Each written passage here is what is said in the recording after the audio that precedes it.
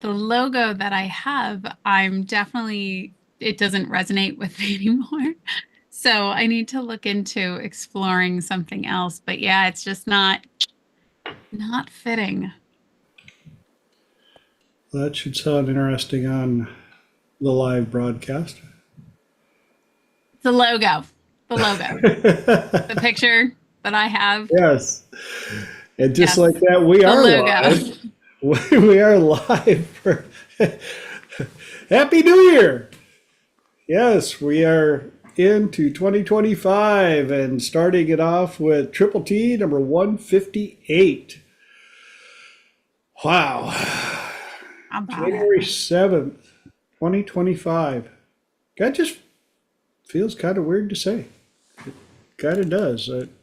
You started in 2023, right? Yes, I Like this know. time in 2023? Yeah, but when people talk like 30 years ago, I think 1970. Agreed. Just gonna put that out there. Uh, Me too. Definitely not 95. Like, wow.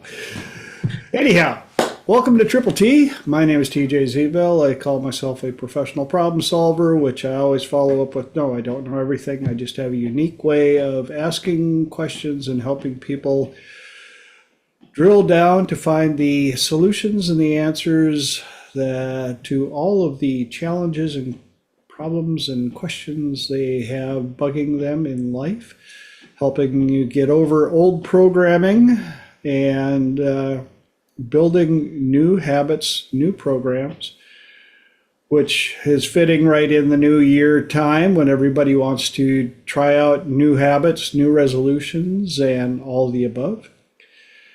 I do have a new website up and running, which we are consistently tweaking and changing around a little bit here and there. So if you checked it out 2 weeks ago, it's a little different.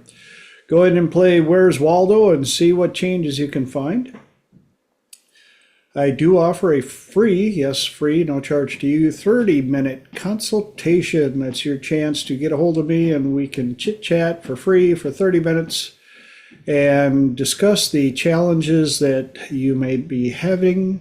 I get the privilege of helping people with depression, anxiety, phobias, PTSD, lots and lots of relation stuff. So if you're one of your resolutions is to have better relationship in 25, give me a call.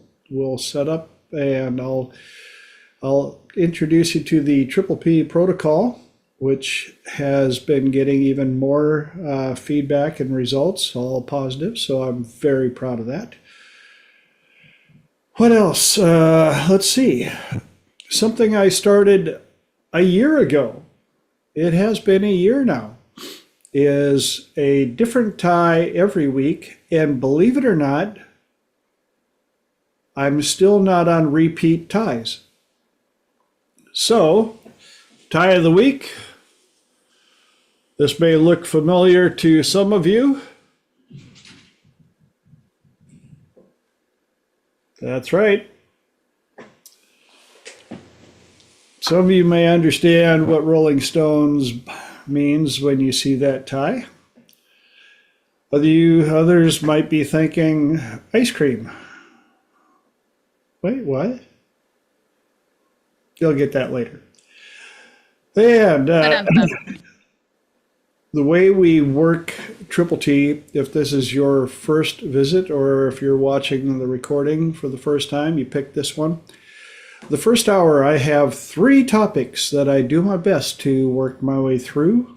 And then the second hour, yes, we go 2 hours. The second hour is open platform, open mic. Anybody on the call can bring up a topic or ask a question. And I let everybody on the call answer first because I like to learn as well. And if I feel that there's anything beneficial that I can add after everybody else has, that's when I give my 2 centavos. So before we get into the topics, does anybody have anything they would like to share from the last time we saw each other? Nora. I haven't gotten to see some of you for a few weeks. So Yeah. happy belated Christmas, happy belated Hanukkah, happy belated New Year's. And I wanted to share um, one, or no, I apologize. 2 rock and roll years and 5 whole days ago, TJ started Triple T, and it was on January 4th, 2022. And that Wow. is the initial episode. So yeah, I'm doing my math right. It was 2 years. No, it's 3 years. Started 3 years ago. 3 years now. Yeah. Holy bananas. Lenora can't do math. Hi, Mike. This is what we're finding out tonight on YouTube. Lenora can't do quick math, but that is very, very, very exciting. So congratulations, TJ. That is awesome. Well, I couldn't have done it without the support of you guys. I have been known to talk to myself before, but not for 3 years straight every Tuesday night for a couple of hours at a crack. So thank you so much, all of you, for supporting this venture. Some of you may not know this, but I actually put off doing this for 3 years or more because I didn't think that I would have enough content for 3 episodes, much less 158 episodes. So thank you so much again, for your support. Anybody else got anything they'd like to share from when we saw each other last?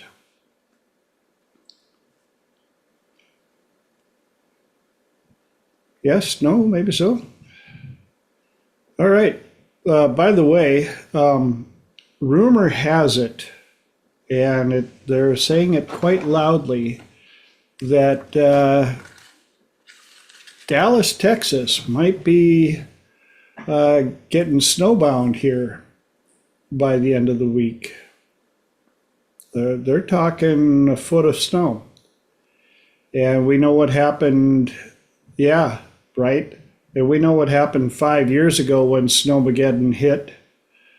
Power was out and all sorts of fun stuff. So, if you tune in next week and you don't see this lovely mug, it might be because my igloo does not have internet access at the time. But I will keep you guys posted as much as possible. For somebody that lives up north, I'm wildly jealous as I've been doing snow dances trying to get something going here. Careful what you ask for. Yes.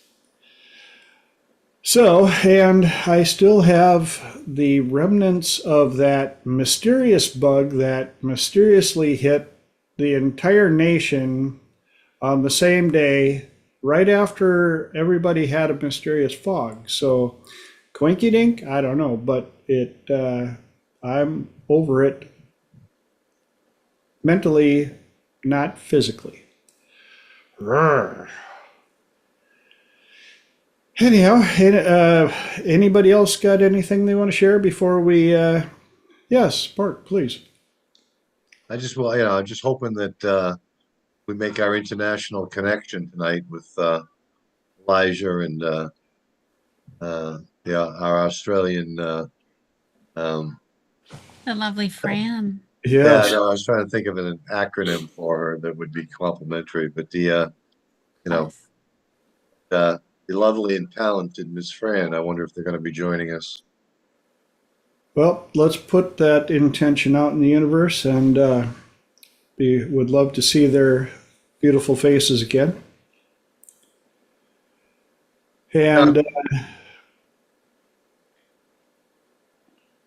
now there's an interesting concept. Holly just put it in the chat for those of you that are watching the video or live. Oh, by the way, YouTube. I didn't. Well, yes, I did. I'm sorry. I forgot YouTube.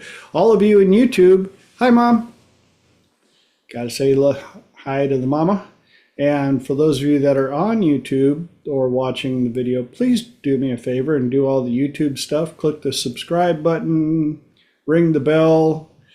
Don't forget to hit the like button if you like this a little bit. The little confessed. We got a couple of views that have, I think we're up to over 50 views and one like. So I know that I do have an ego. But Holly put in the comments, I still can't believe at the end of this year we will be done with the first quarter of the 21st century.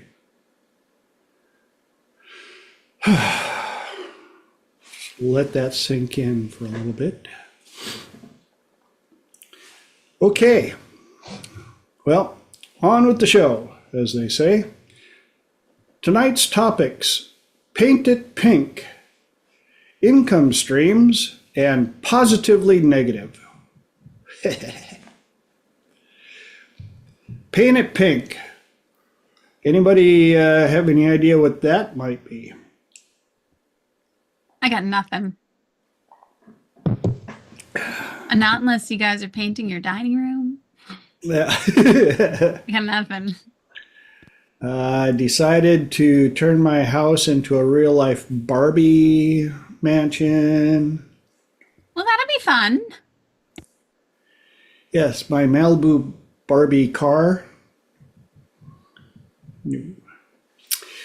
No, actually, what it is, as most of you who have been around Planet Triple T for a while know, that I get a lot of my stuff from working with my clients. And this was one of them. And I came up with Paint It Pink because those of you that have been around for a while, what does ABT stand for? Always be testing. And how often do you test? Always. And how many different ways do you test? Always. Always. Always be testing. Always be testing. Well, one of my clients learned that when you're testing and a red flag pops up, you don't paint it pink because they deserve a chance. You don't paint it pink because they were really nice. Yes, they may have had a bad day, but you leave that flag red. You don't paint it pink. You don't paint it white. And you decide how big of a flag it is right from the get-go. What happened with my client was they had met somebody who, of course, in the beginning, during the beautiful interview process of dating and all of the wonderful stuff, they had on all 37 of their sweetest masks and did everything they could to make a wonderful impression. And then they let it slip that every now and then they rage. They had a bad day the other day, and now they have to get a new printer for their office because they smashed the printer and threw it out of the second story window. And my client was like, well, but have you ever physically raged on a person? Oh, no. So they painted that flag pink.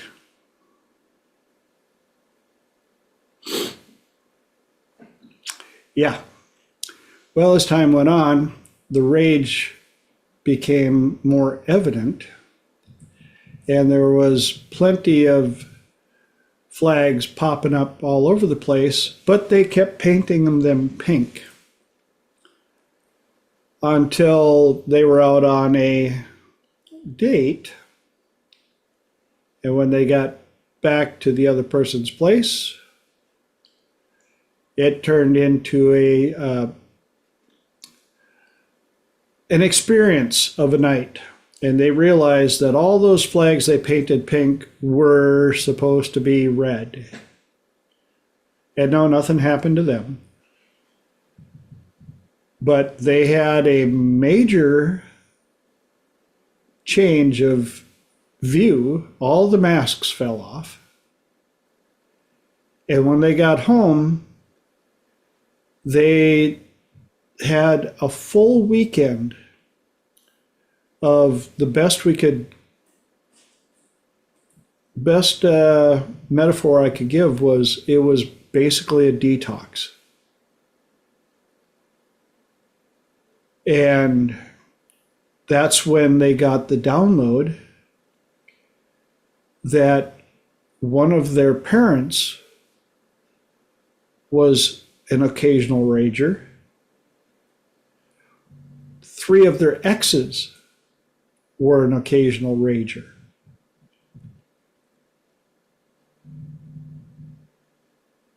And they had painted every one of those flags pink.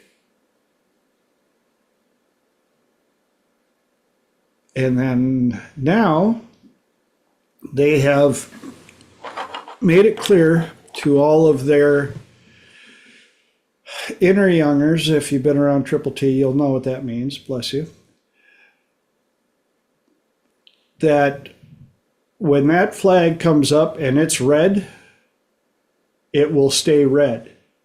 And it will be planted in a place high enough to see. No more taking the red flags down, putting them in a box, and then waiting until something massive hits, and then all of a sudden you open the box and go, oh, wow, actually I collected like 28 red flags, but I always kept them in the box because, I hate to judge people.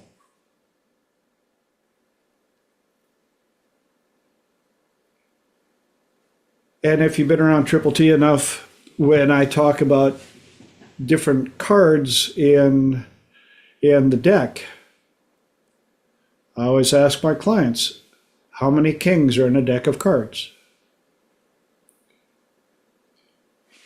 4. How many queens are in a deck of cards? Well, guess what? How many 2s are in a deck of cards? If they show you they're a 6, trust them the first time. And yeah, it's nice to give them a second chance, but don't hide the flag. Put that baby up there on a hill.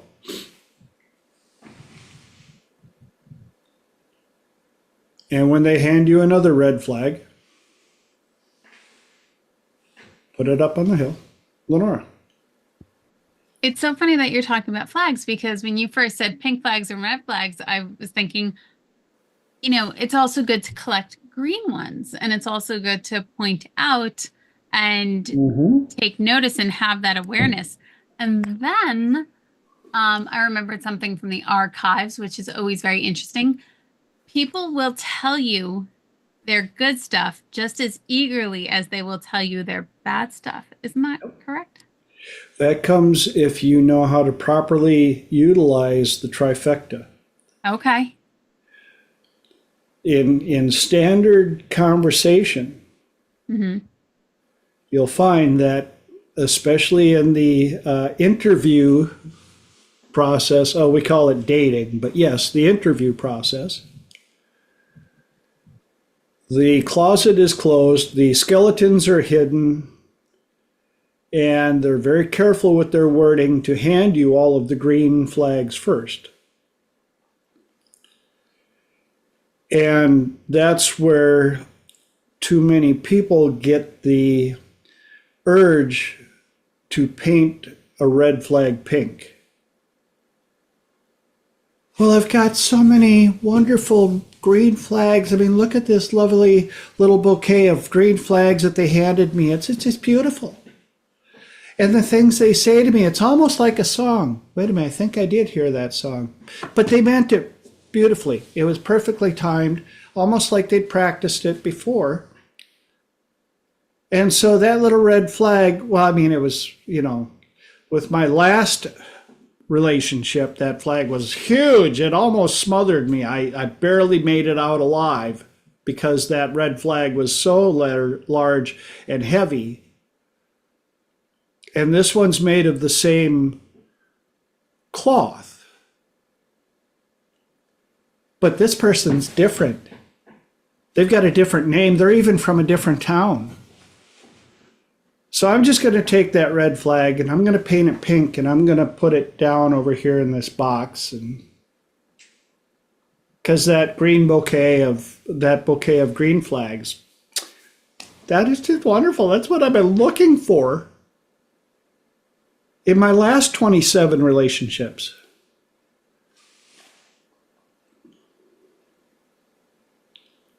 No. Yes, I may sound a little whatever. It's the interview process. Take that red flag and put it up there. And it doesn't mean that you threaten them with it. Hey, I've got a red flag from you up on the hill. I can see it right here. But you make sure that if that's something from your past, if that's a trigger, if that's a big check in your list, don't be hiding it. Don't be painting it pink. Don't try and make it something that it's not. Because when the interview process is over and you've signed the contract and you got the jewelry on your finger, a lot of those masks get put away for visitors, for guests. Oh, your family's coming over. Let me go get that nice hi. And then that way, when you're like, I can't take it anymore, this is driving me nuts. What are you talking about? I haven't seen a single red flag at all. Well, of course they're not dumb enough to bring them out when you're around. You get the big green bouquet of flags, like, surprised you didn't smother under all of the green flags I gave you. I'm the one that has to try and sleep under the red flag. Any ahas, epiphanies, inputs, opinions on this one? Yes, Holly. I'm having several thoughts on this one. Loving this topic, by the way. So first of all, one of the thoughts that came to me is that there are universal red flags and there are personal red flags. But another thought that was kind of coming to my mind with that thought too is also be careful about painting a pink flag red and knowing the difference between them. So for example, I would say that someone who rages, that's a red flag, period, end of story. But, maybe somebody who shows up late one day, that might be more of a pink red flag because maybe it's not a pattern. Maybe it's just something really happened today. And sometimes we get so quick. A lot of people talk about having your filter backwards. So the first time you meet somebody, you're cutting people out of your life left, right, and center over the little tiny things. But once they get into your life, they could get away with murder and you aren't going to cut them off for anything. And a lot of that comes down to, in the beginning, we're taking all of our pink flags and turning them red before we see if they're patterns and that sort of thing. But then once they get into our life, then we're painting all of the red flags pink. But then another thought that came into my mind too is I think a lot of times we think that this isn't everybody. A certain percentage of us get into a place of, we talk about judgment. Just because you say that someone's not right to be in a relationship with you doesn't mean you're saying they're truly evil. It doesn't mean you're saying they're not worthy as a human being. It doesn't mean that they may not have really good reasons for what they do. But so two thoughts that come into my mind as examples. Let's pretend that you've got someone who's been in war and they have PTSD really, really badly, and they sometimes hallucinate that the enemy's coming after them and that they need to save their life. They're not a bad person. They need, help, whatever. but that doesn't mean you're going to leave them alone with a young child, because it's just a dangerous situation. Or another example that came to my mind, I have a friend who has seizures. She's a great person. She's not a bad person, but because of her condition, it's not safe for her to drive. Yep. And so just throwing that in there, of just because you're cutting somebody off as your romantic partner, it doesn't mean that, if they ask, you wouldn't be willing to refer them to a good professional to help work with them. It doesn't mean you think they don't deserve to live a good life and have the best of everything if they're willing to work on it. But it also could be to say, this person has a universal red flag.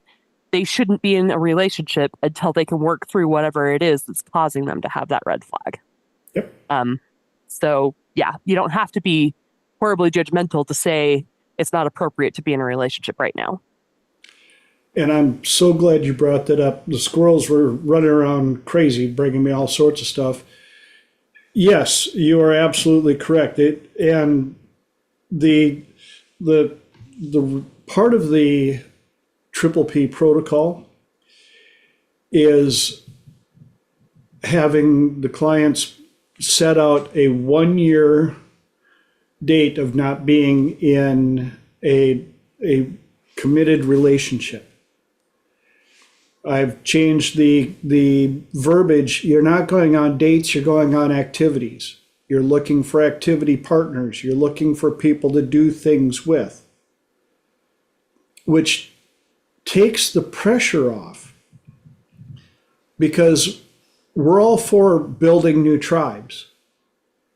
And just because a person shows that they're an 8 doesn't mean you take the card and chuck it in the trash. They're just not a king or a queen. Even a 10 is still not a king or a queen. And 10s, 8s, even a 6 is good to have around. It's good to have if you got a mechanic who's a strong 6, you know a good mechanic. They're just not your person. And so getting out, doing these activities and building tribes, rebuilding tribes, building different tribes. I've said a number of times, we all have different tribes. We've got our work tribe, we've got our church tribe, we've got our childhood friends tribe, we've got our family tribe, which we don't get much choice on. And so you get all these tribes, and then you meet new people. And you can either start a brand new tribe, or they get added to certain tribes. And yeah, there's a lot of them. I think we've all got at least one family member that has a few red flags. We still love them. They're up there with the squirrels and the nuts, but at least, they're family. They're part of the tree somewhere. But like you said, there may be a flag that's in there. Yeah, we don't have to paint it blood red and as big as the house. And not all flags are the same size, but they can still be red or levels of pink. Now, this also goes to jobs. It's interesting. So many people, when they apply for a job and they show up at the job, they're so worried about what they can offer the business. And they forget to interview, what can the business do for me? And they're like, oh, well, that's simple. They give me a paycheck. But is it an environment that you can survive in, enjoy showing up to work, enjoy your time, have opportunity for growth, have opportunity to collaborate with others to make the business even better? Or are you just simply a cog in the machine that if they break you down, they chuck you in the trash and they pop another cog in the machine and off they go, and they don't care? You're an expendable unit. That's another relationship as well. And I've been in those. I've had those jobs. I've had jobs that even though I still get along with my boss, working there was so toxic that I literally sat in my car, had my watch synced to the time clock. I knew how many seconds it took for me to walk into the store and clock in. And I would open the door, throw up, walk into the place, clock in, and get on with my day and watch it. That clock was the one clock that nobody could ever steal, because every person that worked there watched that clock like a hawk. And at 5 o'clock and 30 seconds, we couldn't get out of there fast enough.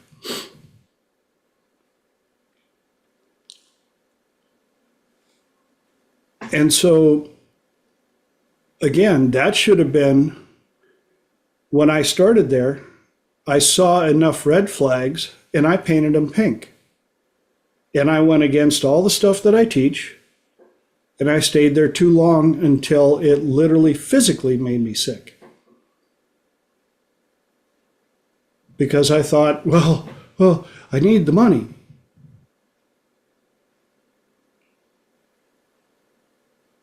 Money don't do you squat when you're in the hospital. It drains much quicker than looking for another job. And so it goes with all of this stuff. It can be, tell me if I'm right or wrong, Lenora, red flags with food, the way you look at food. There are a lot of people that will look at, well, yeah, but those Doritos are so tasty. Oh, but Krispy Kreme, it's okay if I only have like 3 a day.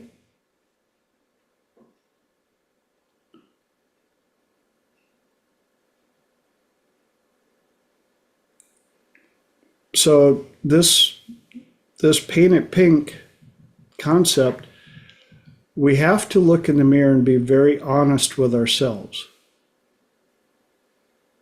Especially now that we've reached that time of the year where everybody has their resolutions and they made a decision for the new start, and I'm going to do this differently. Hopefully we can leave the red flags red, put them up there. And again, it's not so that we can shame people with them. If that's who they are, that's who they are. Yes, if we can find help for them, we should, if they'll accept it.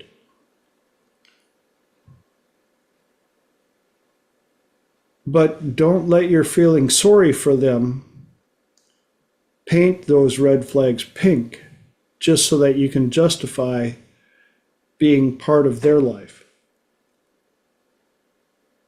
They'll find somebody else. People with a lot of red flags tend to be good at finding other people. Typically because they go through so many people, they get used to introducing themselves to somebody new. Workplaces that have a lot of red flags also have a lot of turnover. That is a red flag.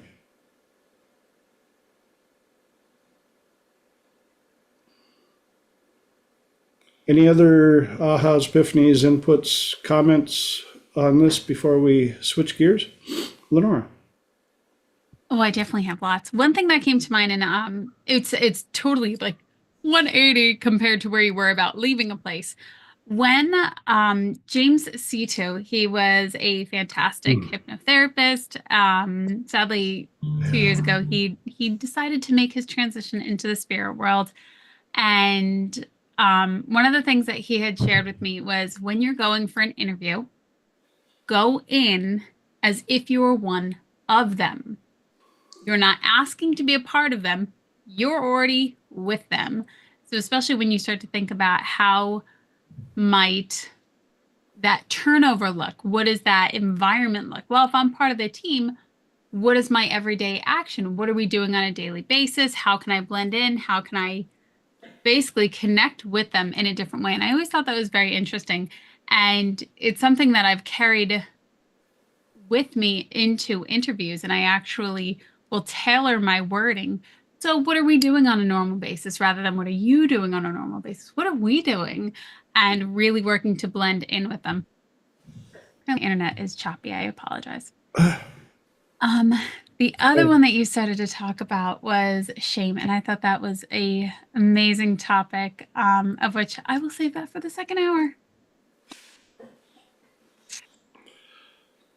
Awesome. Mark, you got your hand up? I do. I was thinking about the two concepts that you brought up of, pink flags and tribes. And when you go to join a particular tribe, what kind of flag are they flying? Are they flying, there are too many red flags, you don't want to join that tribe, or if you want to join that tribe so badly, you're going to turn those red flags into pink flags, until you're in the group, and then it's like, oh no, that wasn't really pink, that was a red one. Yeah. Could be, like you said, when you're looking to join a tribe, be sure you always be testing. Forget who taught me that, but Uh-huh. but yeah, but make sure they're flying the right kind of flags. And I'm glad you brought up the school groups and tribes like that. One of the talks we had here on Triple T was it middle school groups? When you're switching schools, and I've met enough military brats that validated this. It didn't take them too many school jumps to realize the first group that tries to bring you in to their fold, probably not the group you want to be in. Because why are they so open to anybody that shows up? A lot of times, the more elite groups, now I'm not talking about the snobbish cliques, but they're the ones that take the time to find out who you are first before you're allowed to be part of the tribe, typically have a little more standards to protect than the ones over in the corner. And that may sound mean or whatever, but you've seen it before. The losers, they have no problem bringing somebody new into the tribe right away. A lot of times they want to see what you can do for them in a different way from the smart ones or the elite ones, or the even, like, let's pick on a couple of the snobbish ones, the jocks and the beauty queens. Those are two of the harder ones to get in, right? Because they have an image to uphold. They have standards. And I remember when I was in high school, a relative was moving to town, and distant relative, but a couple of the relatives reached out to me and said, so and so is going to be moving to town, and could you tell them who they should get to know and who they would like to fit in with? Well, I knew that this one distant relative was a little more on the high end of the cliquey. So I gave out some names of that particular group. And wouldn't you know it, they fit in just like that.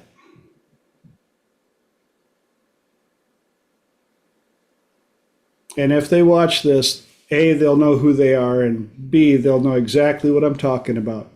And the ironic part, the group that I put them into, I didn't fit in with. Because in high school, I was a motorhead. And it wasn't that I was the motorhead deluxe. I kind of fit in with a little bit here and there with all of them, but not strongly with many of them. They couldn't quite figure me out. I know, there's a shock. I was a motorhead that was intelligent, that had a chameleon. Yeah, very much a chameleon, always have been. So, wow, we got 18 minutes to fit in 2 more topics. If you're new to Triple P, this is why I say I try to fit in 3 topics in the first hour. Any last input on Paint It Pink before we switch over to income streams? All right, off we go. Well, this again, straight from one of my clients who has been doing pretty well in the part of income and has recently been delving into the world of TikTok reels. And they are becoming very successful, very quick.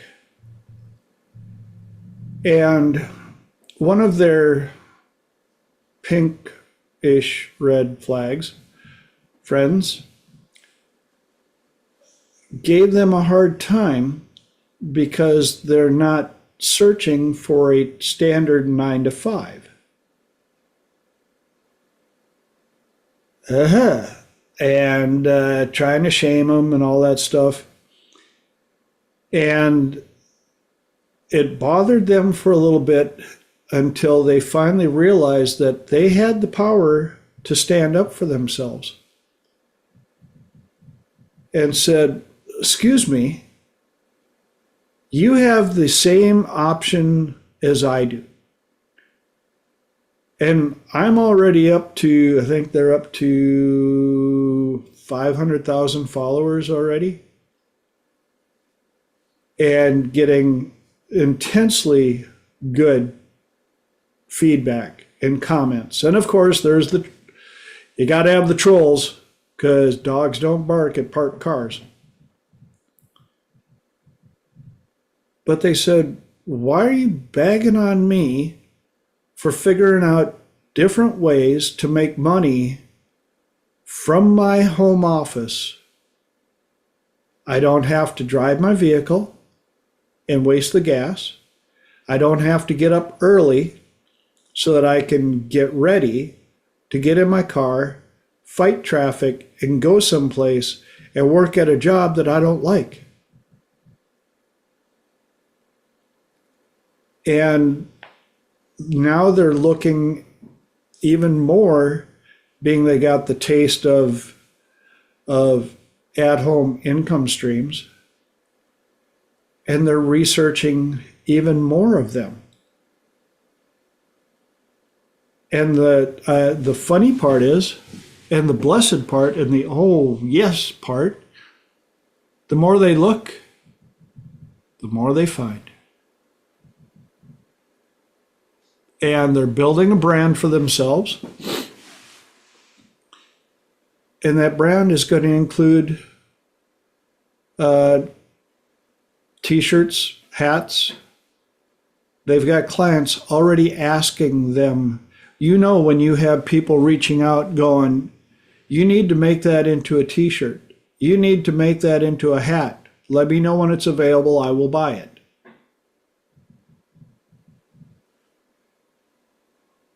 And now they're finding other things, and these things are popping up left and right.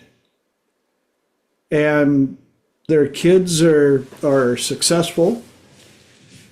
And it's kind of funny, when they first started doing it, the kids were split. Half of them were like, what are you doing? That's a waste of time. Those kids now that are seeing 500,000 followers within 3 months are going, maybe they're onto something. And so now that we're starting 2025, I'm going to challenge you, even those of you that have traditional JOBs, I call them jump out of bed, just over broke, working for the man, all of the above. Start looking at additional streams of income. Even just start researching it. If nothing else, make it just a form of research. See how many different alternate streams of income you can find out about. Because I guarantee you, there will be one or two where you go, for real? Like, for real. Like, people, I can do that. Yes, you can.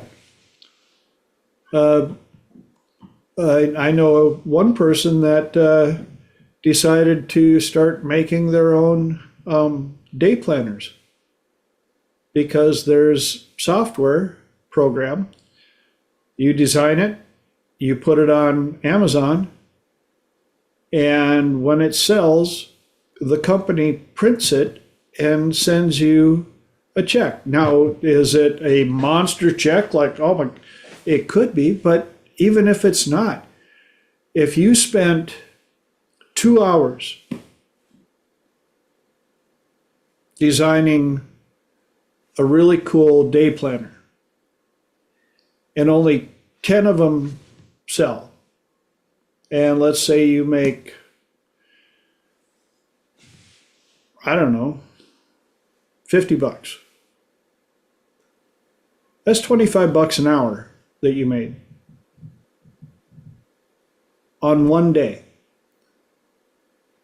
And if you never did it again, you got paid $25 an hour to design a day planner. And of course, you'd want to buy one yourself. And then you can say, hey, I made this and I bought it for myself on Amazon.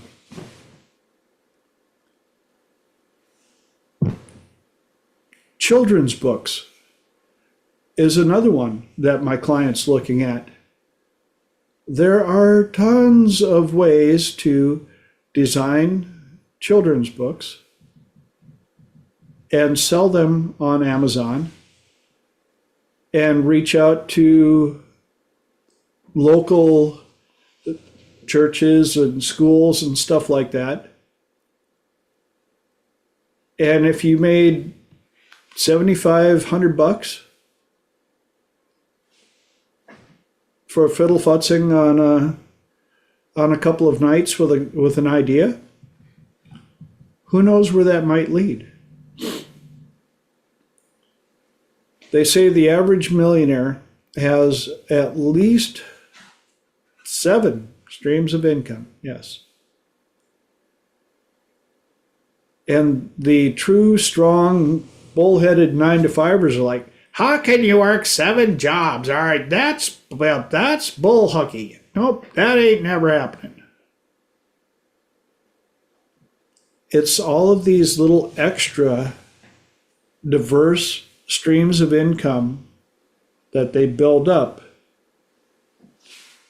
so that if one kind of falters, the other one keeps trickling in. And so my challenge for you guys, and I'm looking into it myself, I've always had a couple of different streams of income. I'm going to try and make a couple more this year because my bank account and my bills don't care where the money comes from. The only one that really cares where the money comes from is the popo, and I'm fine with that because I'm not going to break the law to make extra money. There's too many legal ways to make money now. Any input on that before we try and squeeze in the third topic? Lenora. I'm big into, at least over the last couple of weeks, holy bananas, boys and girls, thoughts and expansions of all sorts. I used to look at things like, oh, they have an Etsy store, or like, oh, they're doing a planet, they're doing this, they're doing that, like, and it would feel very, I need to keep up with it. I need to do that. I need to do that. And it didn't feel exciting to me. It felt daunting, as in I never could keep up. So for anybody who's possibly looking to explore such ideas, which I think are great, and it's amazing that we live in a culture where you can create money literally from your home and have multiple streams. My personal insight would be, does it feel aligned? Does it feel like you're going to want to continuously take action? Hi, lovely Nancy. To continuously take action on moving things in the direction that you want them to be moving. For example, I did look into having a t-shirt business. I did look into starting journals. I did look into day planners and all these things on Etsy. Completely started to do them all. And when you start to look for them, you can then see, so for example, like a t-shirt shop, there's about 4 million, and I kid you not, it feels like 4 million, maybe it's a million on Etsy, of creating your own t-shirts. To really find it to be something that is in alignment, that really moves you to say, yeah, I don't care if it makes me $25 and I make $25 in that hour and it took me 8 hours. That's okay. Let it move you. If it doesn't feel like it's moving you or that you want to take action on it, that's okay too. And even when I would feel like this constantly when I was, going, oh, I hope they like me in this interview, or, oh, I hope that group of people likes me. Oh, I hope I can do this. There was such a disconnect. And now, knowing what I know, moving through a variety of things, it feels much more like, some things just aren't, some things just aren't meant for me, and that's okay. And I don't have to judge it, and I don't have to hate it. And if they're doing that, yay, I'm so excited that you're doing that because I don't have to worry about that. And I get to do this over here. So really notice if it feels like something that is inspiring you, or does it feel effortful to the point that you're angry, that you're upset, or that you're jealous about it, because that is not taking inspired action. Those are just my thoughts on that one. Awesome. And I'm so glad you brought that up because, yes, try some things. The worst thing, some of those, like the designing the t-shirts and stuff like that, what does it cost you? Time. That's it. Tried it. And if you only design 2 t-shirts and you only sell 5 of one and 10 of the other, something that you created, somebody else saw value enough they wanted one. And you never know. There's some designs out there that when you find out the story behind them, you're like, what? And it just happened to hit the right vibe at the right time, and took off. And there was a video that we watched, this has been about 6 months ago, about some of the craziest fads. Anybody ever hear of the pet rock? The guy became a millionaire overnight for making a joke for a friend of his, where he put a rock in a box on a bed of straw and put a name on it. And all of a sudden, everybody in the world had to own a pet rock. Now, are we still buying pet rocks? No. Do you think he cares? No. He made over $1 million off of that one idea. So have some fun. Design a shirt. Write a kid's book. They even do the graphics for you, which kills me. It's like, come up with an idea, tell a little kid story, bada bing, you got a book, off it goes. Which leaves me 3 minutes to fit in the last one. We're going to move right into positively negative. Oh my goodness. I witnessed this weekend, and one of my clients brought it up again today, how as you evolve as a agent of change and a linguist and all the above, and you start listening to how people describe things, you suddenly understand the concept of positively negative.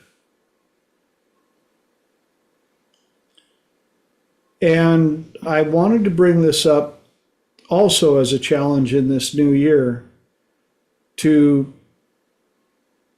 be very mindful of how we talk, not only about others, especially about ourselves. And that also includes accepting of compliments. And now I'm not saying you can't ever complain about stuff. There's a real world out there. Feces occurs. Oftentimes it hits the rotating oscillator and you get sprayed with it. That just happens. But how you recall it and how you decide to describe your part of the event will do a lot for the energy that you get from it. And we, again, know enough people that believe that they're very positive people. And they speak positively negative about a lot of different things.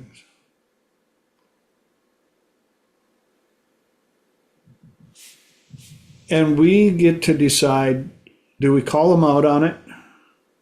Do we reframe it for them? Do we just say nothing and move on? Do we take what they said and notice how it affected us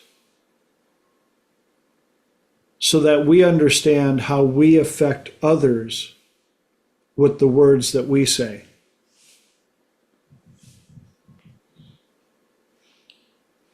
A long time ago, I learned a phrase, the ask hole. And a few of you have heard me talk about it. And the ask hole is the one that comes to you for advice so they can tell you all the ways it won't work, or so that they can do just the opposite of what you told them so they can prove you wrong. But when it doesn't work, then they come back and go, well, it's still not working. Well, did you do what I said? Well, yeah, kinda. Okay, what's kinda? Well, it didn't work. Well, tell me what you did. Well, I don't want to. Would that be because you didn't do what I told you to do? Well, I didn't exactly remember what you said. Or it just didn't, I didn't have time to do it the way you said. Or, or, it just isn't my fault.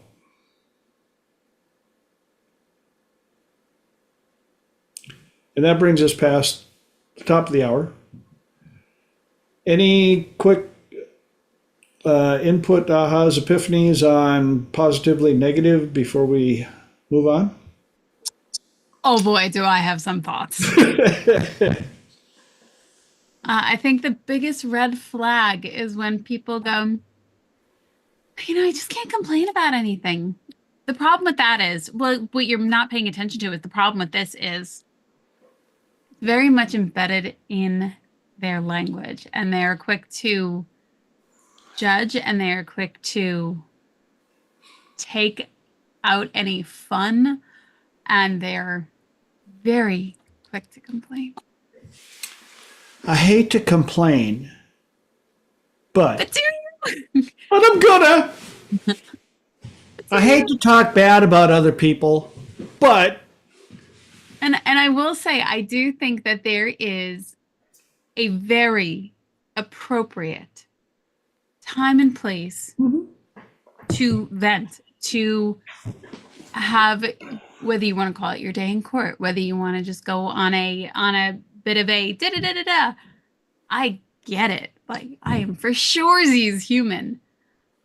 Know when you're doing it, recognize how you're doing it, and also pay attention to how you're feeling afterwards.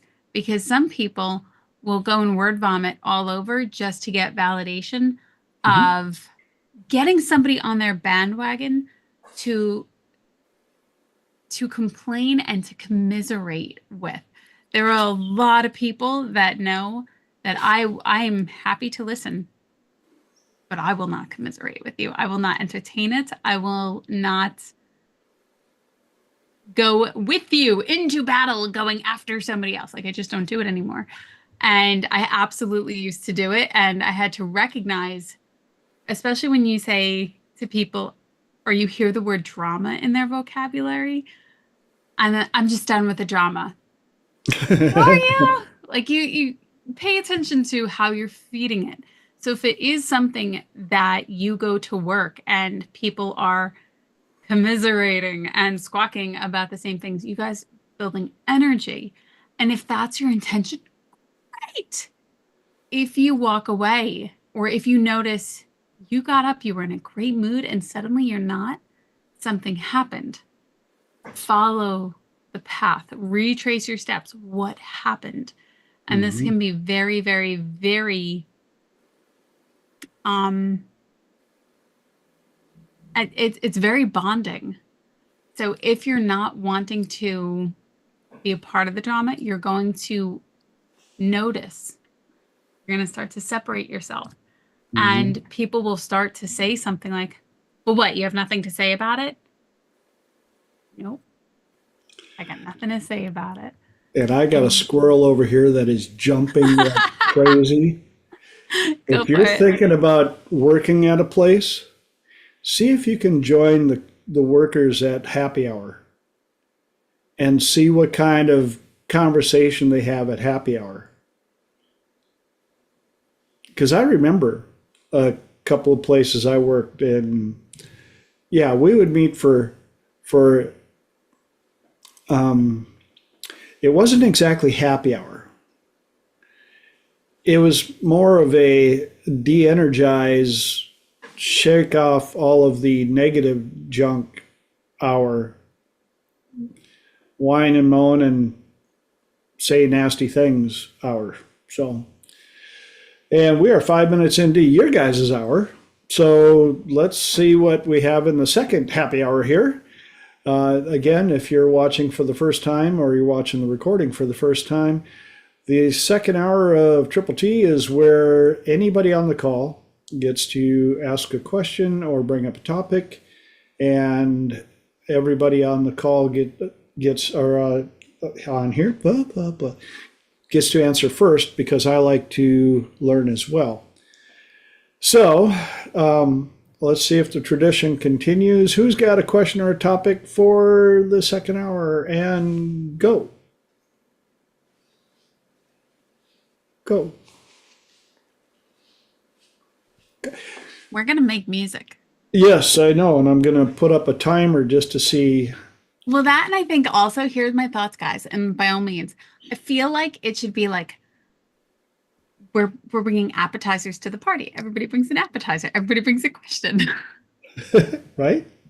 It just makes me laugh. By no means does anybody have to, but it just makes me laugh at that point. I have a topic. If anybody else would like to jump in, I definitely have topics galore. Well, that's the funny part is I know pretty much everybody on here has at least one or two or three questions or topics, but I always joke that you guys are playing the polite chipmunk from back in the day of the cartoons. After you, We are a after you, no, polite group seriously, of after you. people. We are a polite group of people. Yes, we are a polite group of people. Huh. I do have to say quickly while you guys are trying to decide if you want to go first, big shout out to Fran. We did say earlier that we were hoping you were showing up and we're sending out good messages to manifest your showing up here. So I'm happy. Other than that, okay, who has a topic? Who has a question? Okay, so the topic that I was going to bring up is about shame. Shame. Yeah, shame. How do you guys navigate this? So this is one I've been spending a lot of time with over the last couple of weeks, and I came to a very, very surprising thing where I used to think that like the main themes in my life were, one of them was about my body, one of them was about food, one of them was about money. These were like main themes that were frequently coming up in my life. I've now started to consider that one of the main themes that I tend to explore, or that perhaps I came here to explore, would be shame. And the reason is because shame to me resonates through me. And when I say resonate, like vibrates through me, and it feels equivalent to death. I'm actually really surprised. I think we've done some great progress because I would not have been able to have this conversation previously. What are your thoughts on it? Especially when, and I took it to a deeper level today, especially when you're noticing things that come up about yourself and you're holding space for yourself and you're recognizing it and you're not judging it. I think something that was incredibly profound is being able to be a part of this amazing group and to have worked with a number of you one-on-one and really have experienced what it feels like for somebody to hold space for you. Now, for anybody who's like, what the hell is this word? Why does it keep coming up in our culture? When we're talking about holding space, to me, it is, did you ever see, I was wondering why this kept coming to mind. Did you ever see Harry Potter? In Harry Potter, they have the room of requirement. And the room of requirement in Harry Potter is this room that quite literally appears wherever it's required. And it can be as big as it needs to be, and it can hold whatever is required of the people that are seeking the room of requirement. And when somebody's holding space for you, it's quite literally a metaphorical container that you are in, and somebody is allowing you to feel however you want to feel. There's no shame. There's no judgment. There's only like this unspeakable amount of kindness and sincerity in someone doing that with you. And I know a number of you have worked one-on-one with each other, and I've worked with you and you've worked with me, and it really is this incredible space where shame does not exist. Even though as the person going through the process or the person feeling the emotion feels this, it's this space where it quite literally comes out and it gets released.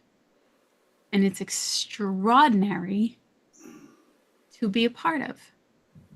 So I was curious as to what are some other ways that you have navigated this with your clients? Is the general theme no judgment? Is the general theme holding space? What are your thoughts? Holly.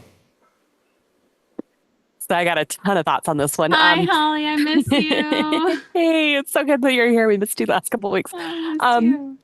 So first of all, the two people that I recommend that come into my mind, they're Brene Brown and then also Carol Dweck. And so Carol Dweck, I'll go with hers. I think it's probably even the most. She talks a lot about limited mindsets and growth mindsets. And Brene Brown talks about, guilt versus shame. And so, because I think a lot of times we get into a place where we know we want to grow. And that means that we have to face, our shadow side. We have to face our imperfections, whatever it may be. And we don't want to be in denial. We don't want to avoid constructive criticism. But sometimes we take that too far and we start taking criticism that isn't constructive. So the difference between, and these may not be the best words because guilt feels a lot heavier, I think, than I think the concept is. But guilt is the energy that motivates you to change and take responsibility. And shame is the energy that encourages you to cover up everything and hide everything. And so it could be very helpful. This gets into the growth versus limited mindset. A limited mindset needs to be seen to be perfect. They can't let you see any cracks in their armor. They're out in the world just basically pretending to be something they're not because they don't want any criticism. They want to appear to be amazing. A growth mindset person knows that in order to get better, you have to put yourself out there. And so Brene Brown talks about, proactive vulnerability, because I think vulnerability comes into all of this as well. So there seem to be two kind of people that we naturally start out as, and then we learn and calibrate. So you can either, the two extremes, you can either be the person who says, I can't ever be vulnerable. That is not a healthy mindset. That is not a growth mindset.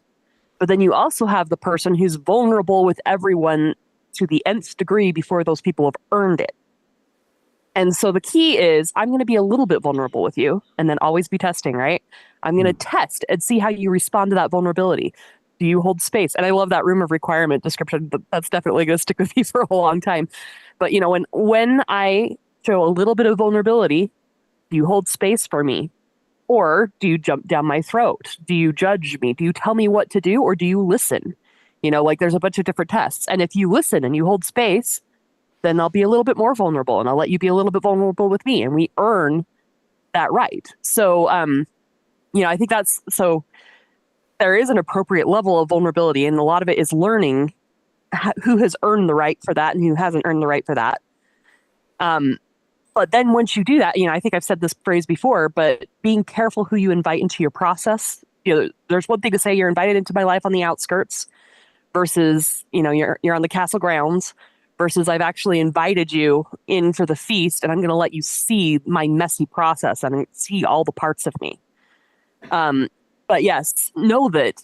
So one of the questions I like, and sometimes this is do as I say, not as I do sort of thing. I definitely have a lot to work on here. But, asking yourself when you're in an energy, is this energy motivating me to find constructive ways to be better? Or is this energy motivating me to hide? And if it's motivating you to hide, you are in a shame spiral, and that is not healthy. And also, you are in a limited mindset because I've used this example a million times before, but a guy named Hugh Nibley talks about people who went to another country to learn the language.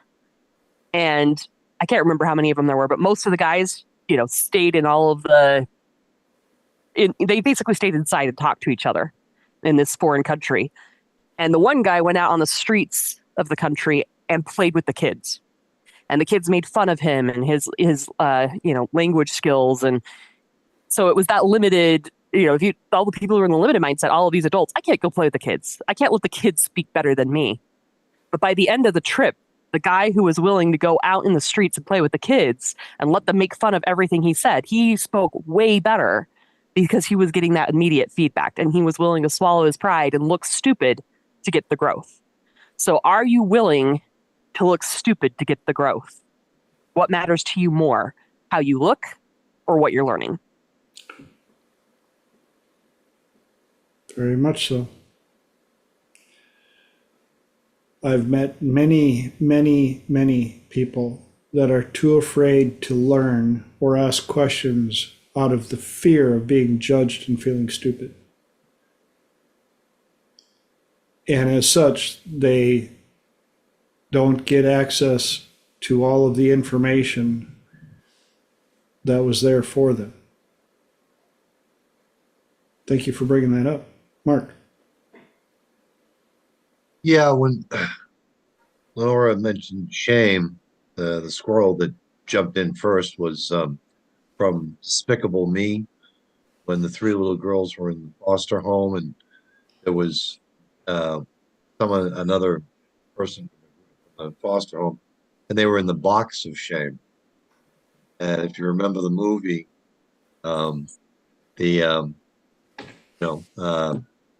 it's a box that someone else puts you in with shame. And the girls are walking by the box of shame. They're like, "Hey, how you doing?" He's like, "I'm doing okay," and it says box of shame on it. And and then another, as Holly was talking, another squirrel popped in where where the word shame, again, when you consider the word ashamed, you take it apart, with my Latin background, a means towards, in other words, you can feel shame, but you can also feel ashamed. And that sounds more like something on you. But as far as helping our clients, I said, are you feeling it? Are you in a box that yourself in, or is it something someone else, did to you? Did you, are you ashamed of something, or are you, like I said, then it's just a cardboard box. You could throw it off in a moment. So those are my thoughts. Great input. Anybody else got anything to share on this?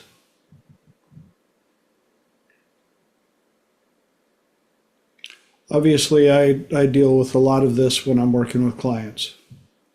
And shame is one of those programs that unfortunately gets put on at a young age. And I'm not sure that, correct me if I'm wrong, or, if you're watching the video, put some ideas. I'd love to hear your thoughts, put them in the comments below. But I think women get this program downloaded a lot more than guys do, or at least used to.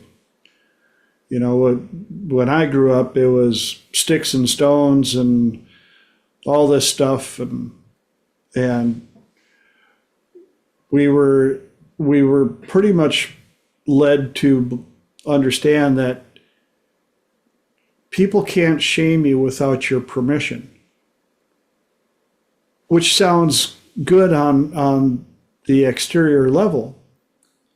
But if you have a program that's susceptible to change or to shame, a lot of times that opens up a back door that doesn't take your permission or not. It sneaks in just like that. And I had also brought up the concept of self-gaslighting and self-spotlight, which is a program that fuels shame through the back door. And it runs on its own program, its own autopilot, has a voice in it that speaks to you when nobody else will, to let you know, well, you shouldn't have done this, and how stupid was that, and blah, blah, blah, blah, blah. Why, what makes you think you deserve that? Da, da, da, da, da. And it's not until I get my clients to stop and go, where the hell is this voice coming from, and who is it? And why is it there? That they finally start going, it's me, but it's not me. It's somebody else's voice disguised in my voice. It says things that I would never say to me, but it says them in my voice.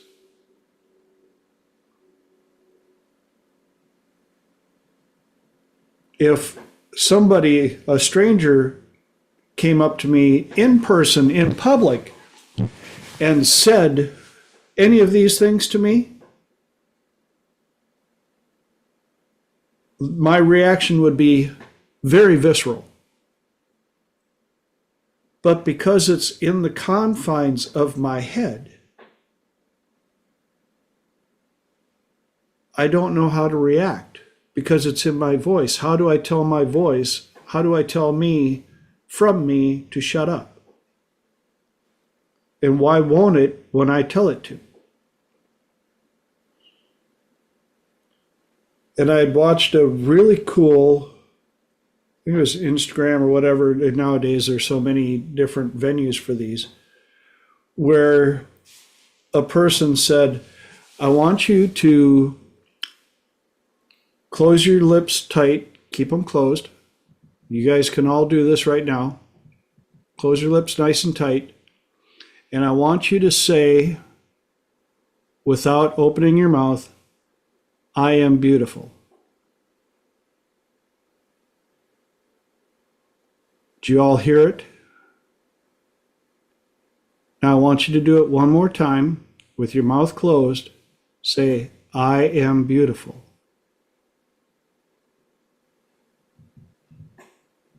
And the crazy thing is, you heard me say it, then you heard you say it,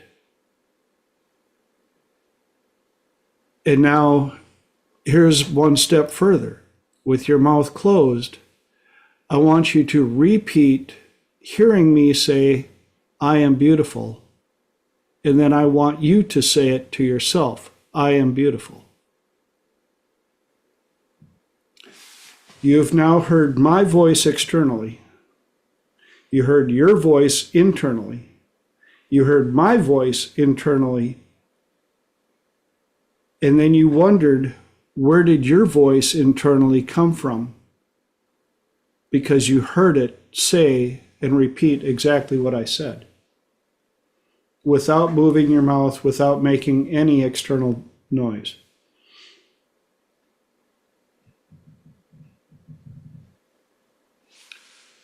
Any Any inputs, ahas, reactions to that little thing?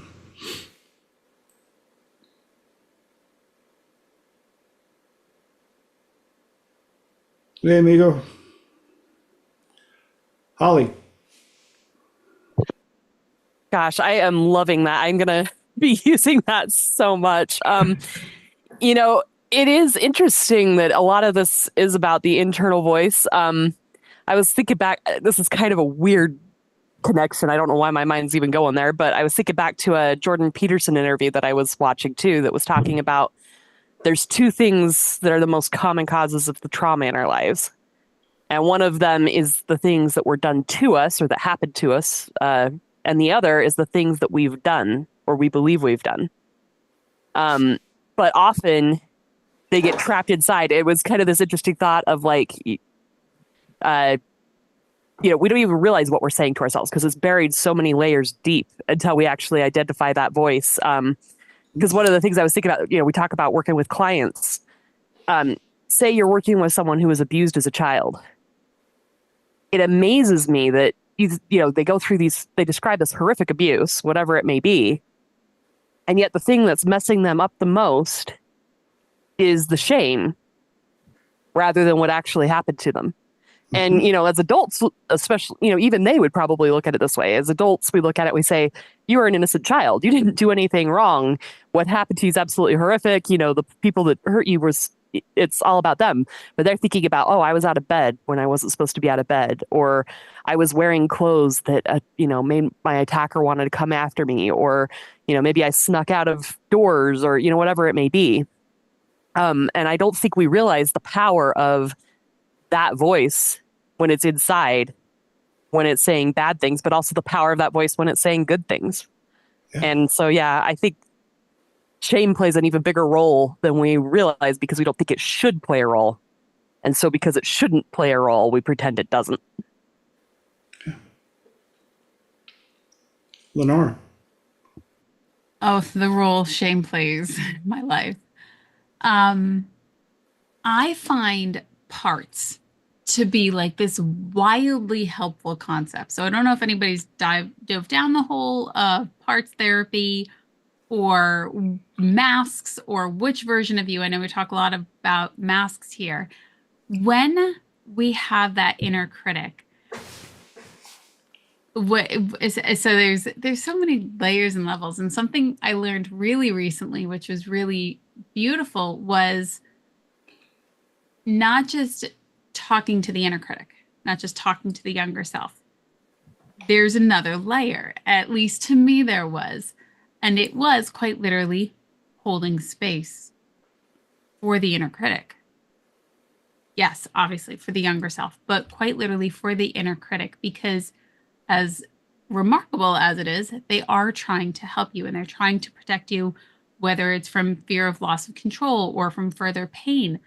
And my inner critic, there was so much negativity and you shouldn't be doing this and you shouldn't do that and shame and da-da-da-da-da. There was so much that I did not realize how bad and vicious mine had become. And even when I had gotten a hold of it and started to realize like, oh, okay, we can start to manipulate it. We can start to have a better understanding of it. Even in the last, what was it?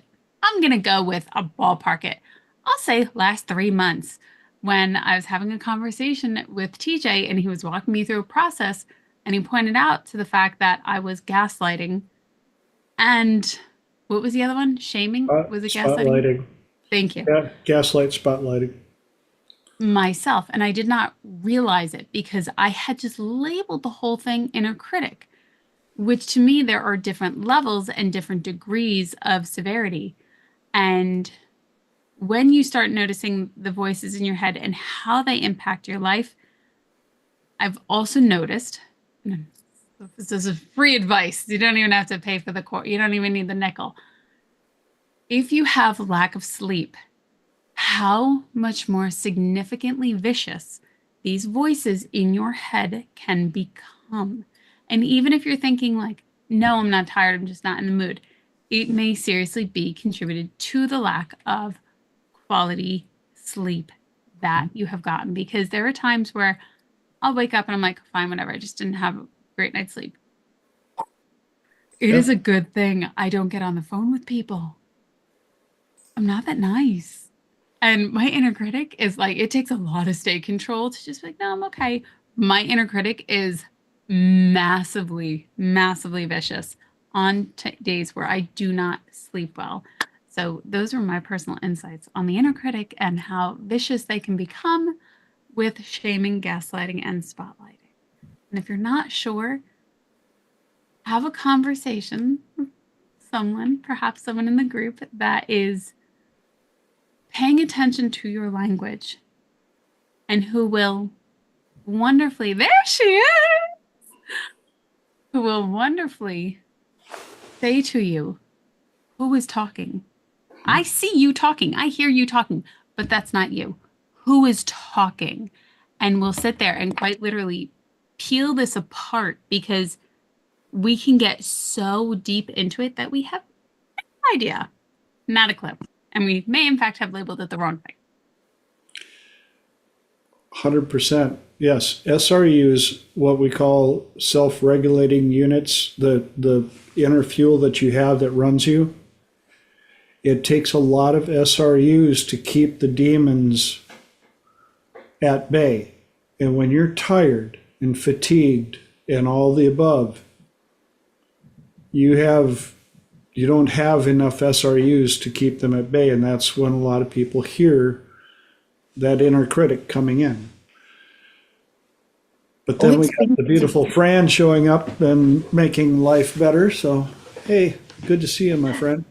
It's been so hard not to be able to get on the speakers and talk to you through all this. I've been listening in, but excuse me, I need to say so much.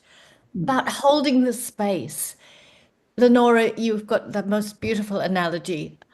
And for me, holding the space is actually stepping into the divine with total acceptance and no judgment.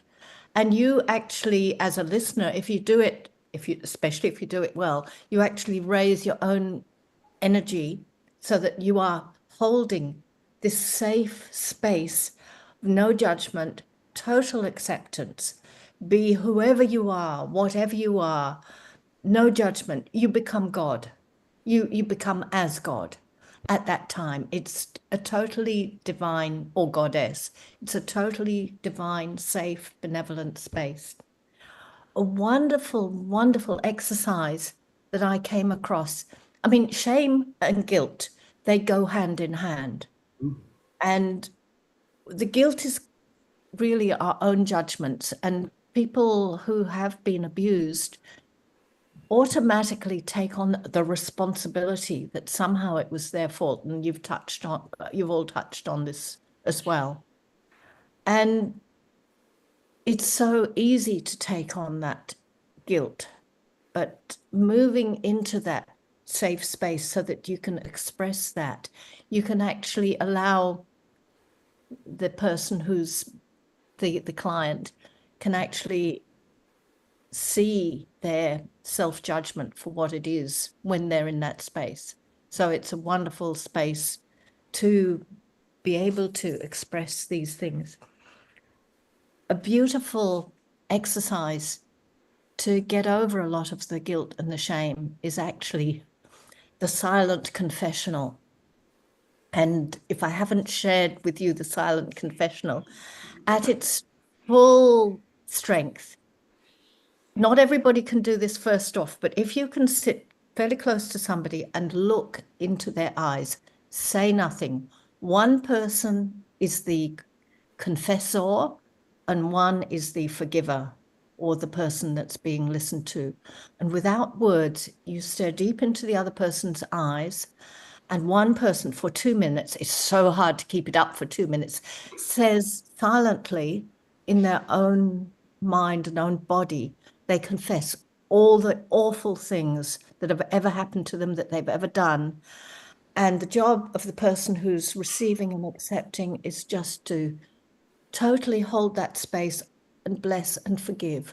Their job is to look deep into their eyes, and whatever it is, give love and forgiveness. And if you can keep it up for 2 minutes, you are amazing, because you run out of all your sins way before 2 minutes, and you'll be surprised how quick. And then you start searching around for, well, there's got to be this mountain of stuff, but you can't find it because it's all gone. If you can't get to the level of doing that, looking deep into each other's eyes, you can do it back to back. It's best if you can actually sort of sit against the other person's back. The connection is even better, because then you've got the heart connection happening. If you can't, as close as you can, back to back, and do the same thing, and actually time it for 2 minutes. It is such a beautiful thing. If you can do it looking into the other person's eyes, you really start to understand what falling in love is all about, because that is that space of acceptance. The other thing I wanted to come up with is neutralizing that neat, neat, neat, neat voice in your head. And I had the wonderful opportunity of thinking, yeah, I'm not really keen on this neat, neat, neat voice of telling me all the things that I'd done wrong and should be ashamed of. So I've been following a guy called Ramon Grace for quite a while now, and he is an absolute wizard with energy. If you haven't contacted or had anything to do with Ramon Grace, Raymon Grace, Grace, look at him. He makes out like he's some really dumb hillbilly from Virginia, and he doesn't know nothing, but he has been trained in the silver mind control method to a high level, and he's developed his skills further by himself. He is an energy manipulator, and he scrambles the energy of big stuff that you don't want in your life, and he can do it remotely. And just by the intention of scrambling that energy and then reassigning it to something useful, like kindness and positive, supportive statements.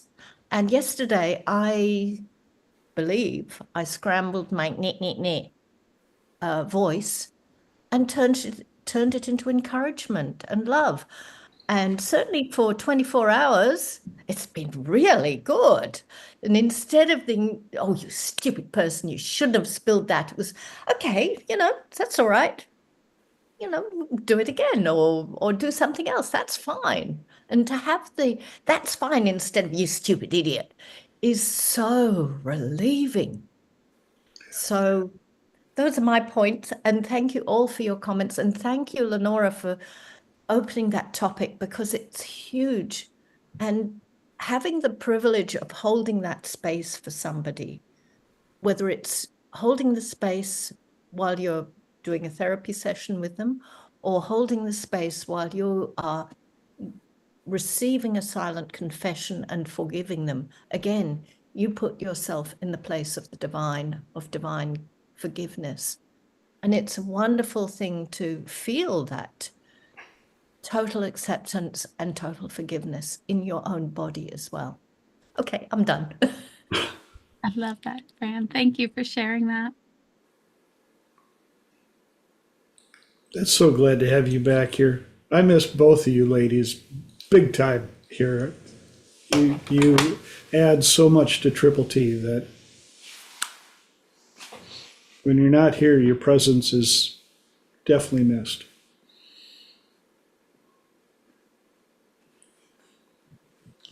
And Fran, thank you so much for sharing that silent confessional.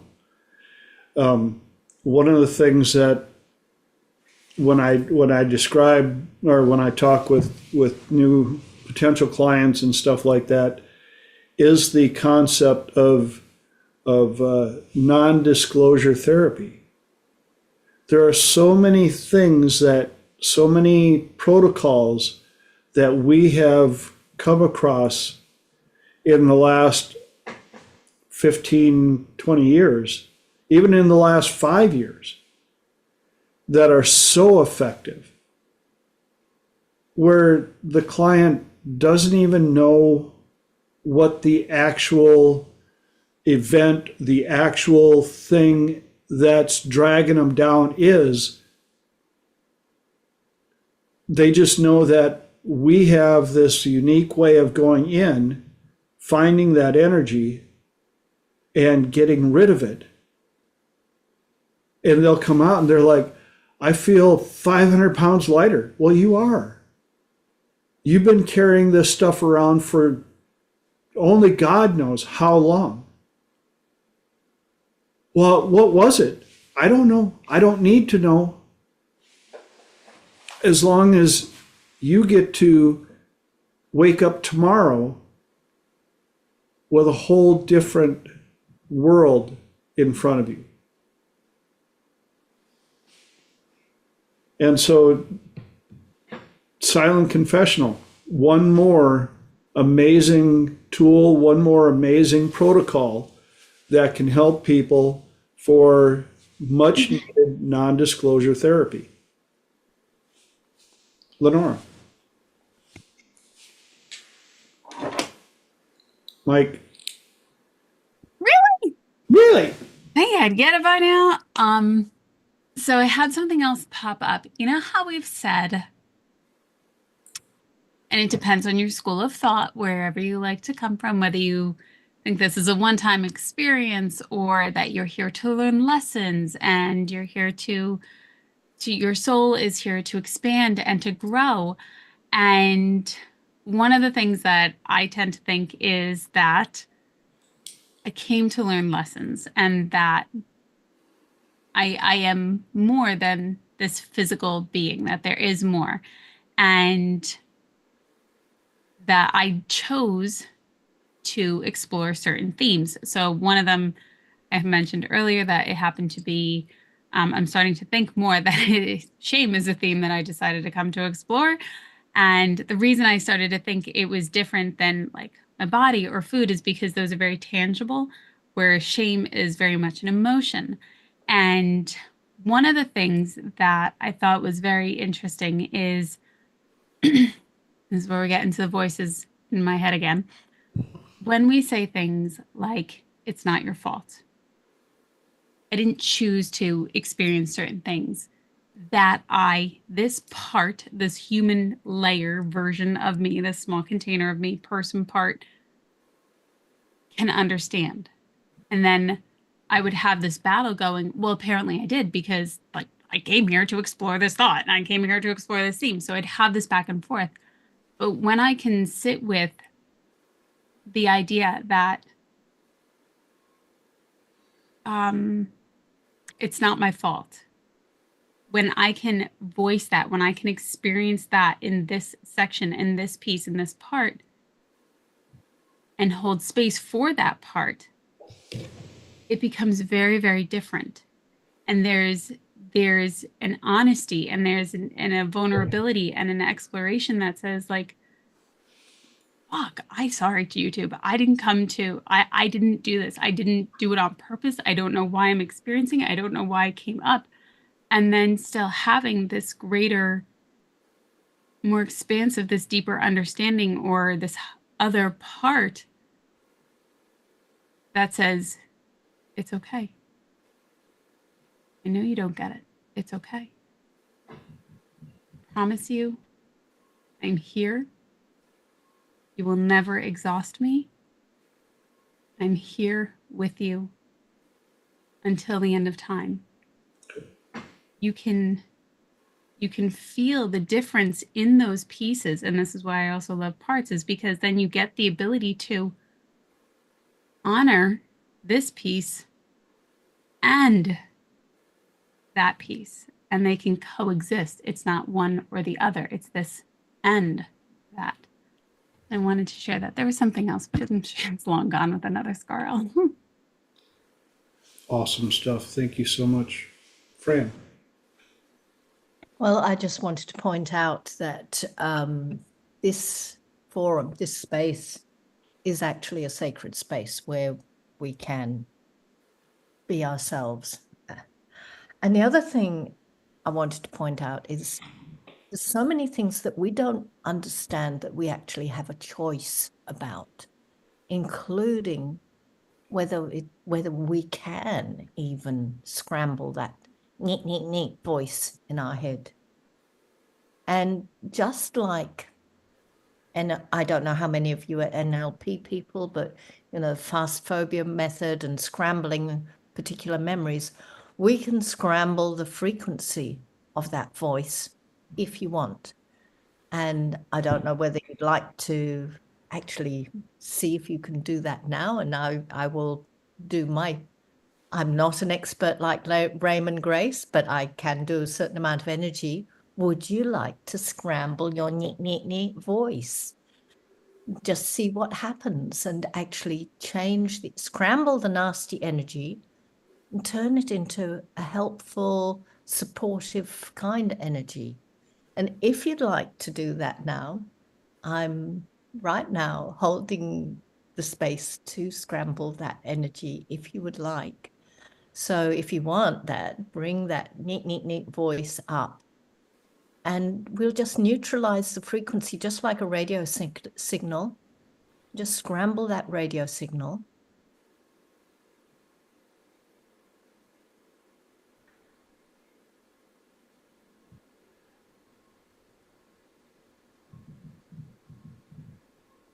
And it's just taking a moment or two while it's scrambling. And I mean, this is the first time we've done a scramble together. And this will also be valid for anybody listening after the fact. And then give that scrambled voice a new purpose, a new job of being supportive and kind. And how you talk to a child that's learning a skill and you're trying to teach them something and saying, yeah, it's okay. If you didn't get it first time, that's fine. Keep going. This is good. Well done. And turn that voice into that supportive energy and listen for that voice over the next few days in particular. Notice if you knock something over, that instead of the neat, neat, neat voice, there's that's okay, we'll clean it up, it's all right, voice is there instead. And just see how that changes your life, because it can take the pressure off a lot. Just see. So I'm still holding the energy. Carry on talking because I'm still holding it while it's consolidating.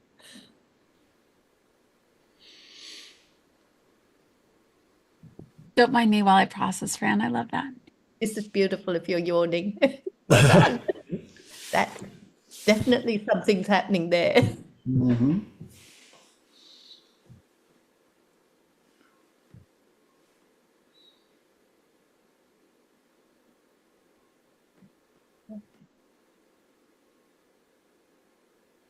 So carry on talking and I'll just hold the energy.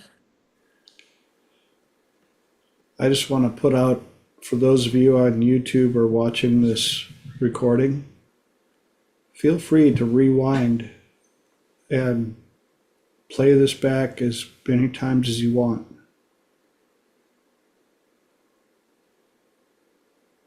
That's why we're here.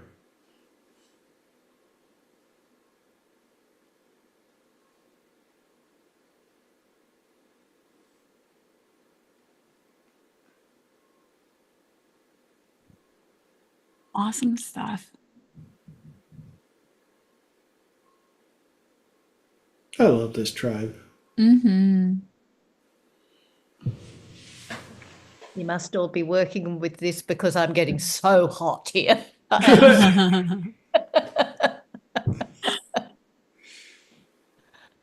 For anybody listening who does not know, when your neurology is rewiring, you will do all sorts of things, including yawn and burp and sweat and be Laugh, totally neutral, laugh, cry. cry.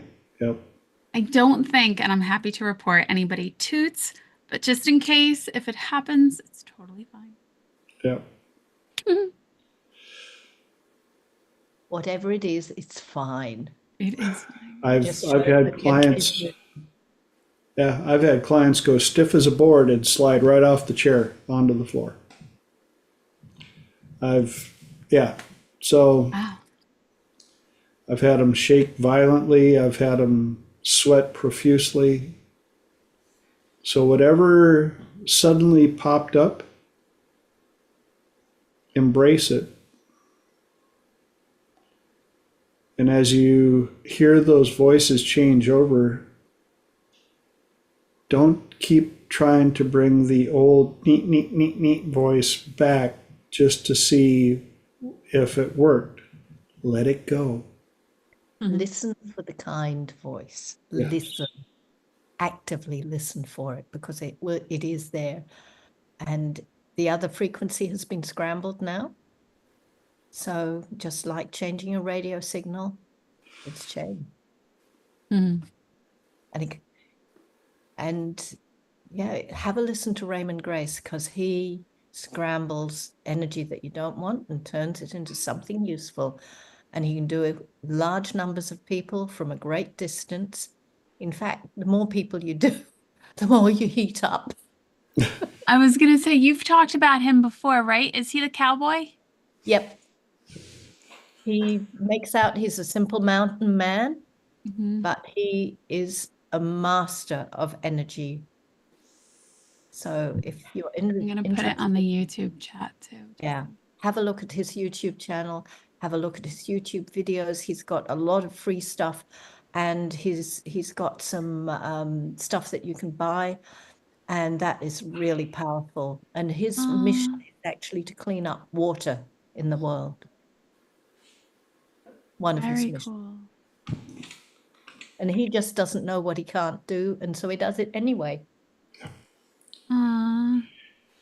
It's amazing how many people, good practitioners, are so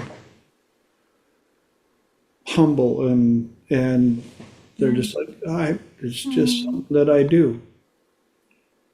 Kind of like you, Fran.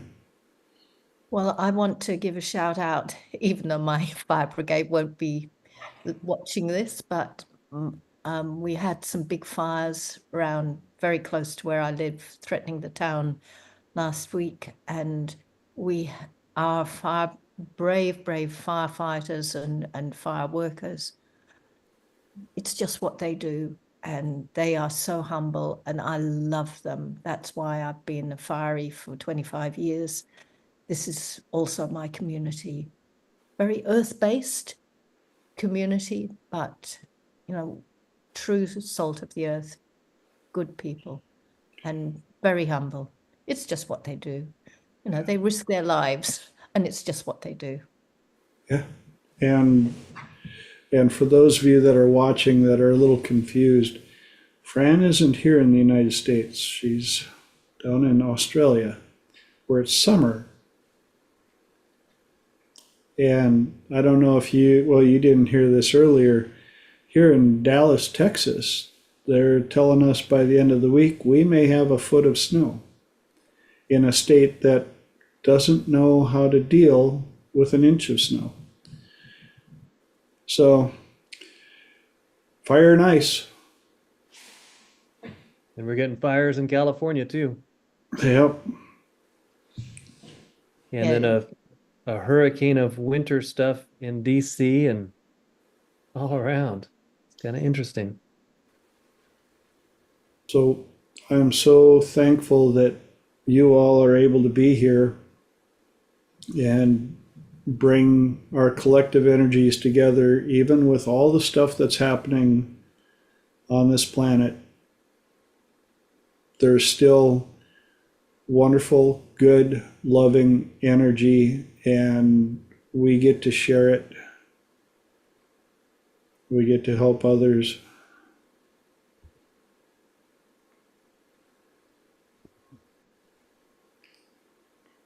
Mike.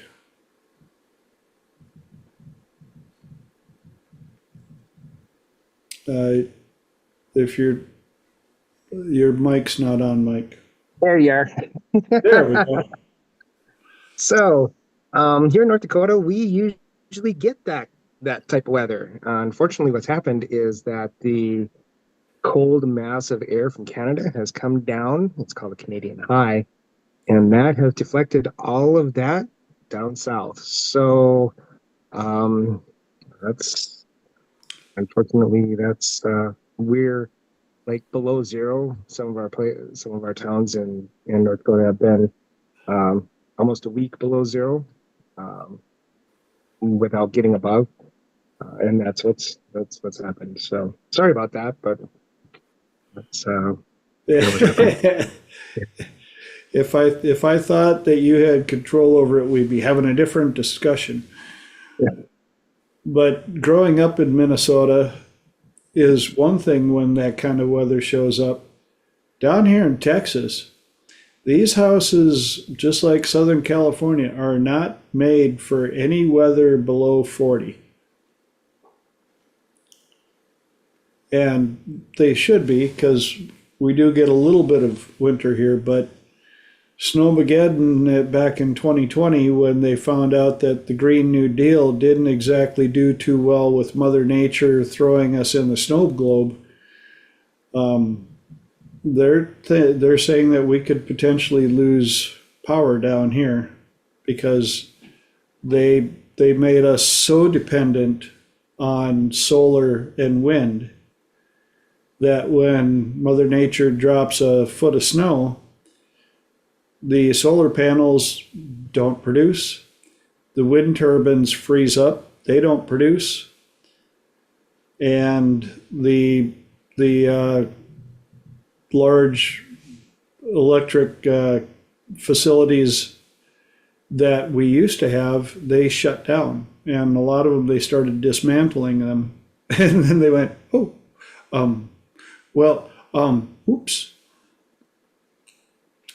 So we will take any of the positive energies that we have collectively and send them all around the world to protect the firefighters and protect the people that are in the middle part of the United States that are getting absolutely beat up with winter's ravage. There's what was it, off of Lake Michigan? They had 70 inches of snow because of lake produced, lake effect snow. It hasn't been cold enough to freeze Lake Michigan and the Great Lakes. So the cold air was coming across there, and as soon as it hits the ground, it mixes up and tumbles and drops a whole bunch of snow. And those people get to witness a winter like we experienced a couple of times when I was a kid in Minnesota, where you can actually open up the bedroom window on your second story floor of the house and bobsled out of it. Yeah. So, good times. Other than that, now that everybody's got all that feel good energy in, and that voice that you used to have that you're not going to find anymore, that neat, neat, neat, neat. Now that that is gone, embrace that new voice. And the coolest part is, if you think back to throughout your life,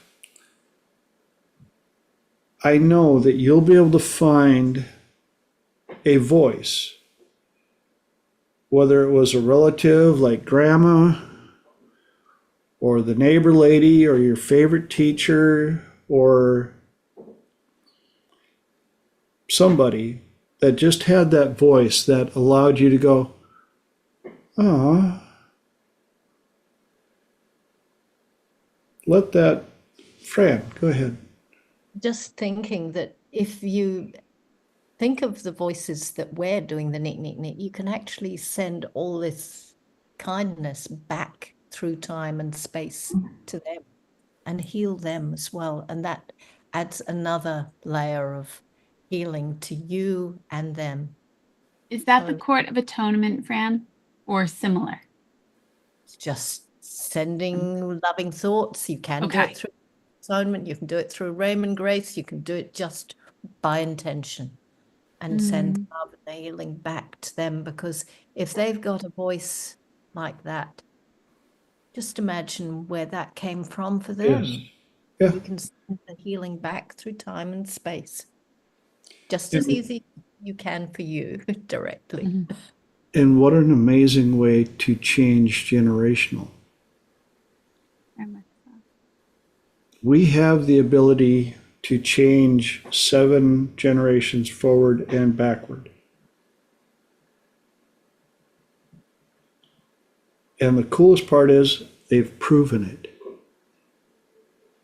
If you guys want to know how, unfortunately, we're out of time. This is not a cliffhanger, but feel free to contact any of us, and we can help you with understanding what that's all about.